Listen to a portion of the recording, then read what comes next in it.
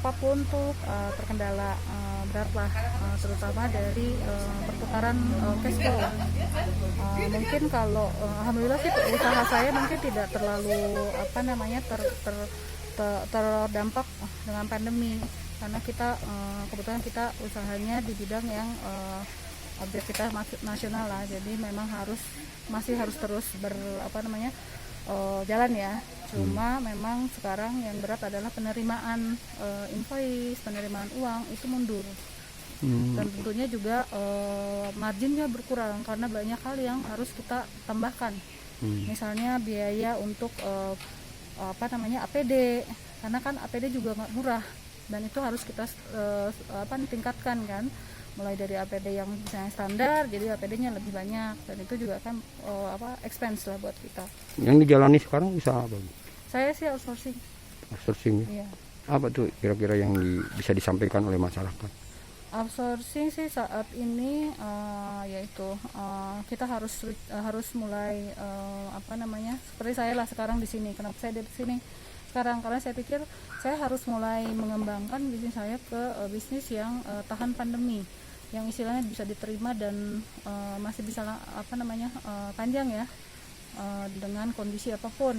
Salah satu pilihan kita memang sekarang masuk ke bisnis pertanian atau makanan, yang istilahnya ya nggak ada matinya. Kalau makanan kan tetap diperlukan, cuma mungkin penambahannya lebih ke penggunaan teknologi, jadi lebih efisien dan efektif. Kalau bicara sekarang di sisi yang sekarang kondisi pandemi ini, masalah dolar ini? Dolar sih kita tidak ada, maksudnya dari sisi kita ya, kebetulan sih kita tidak ada kaitan ekspor atau impor, jadi tidak banyak berubah sih, tidak. Kecuali misalnya saya ada bahan baku yang impor, atau misalnya saya ekspor ya ada kaitan. Kalau saya sih saat ini belum ada terdampak loh untuk turun naiknya dolar. Daya belinya lancar atau gimana?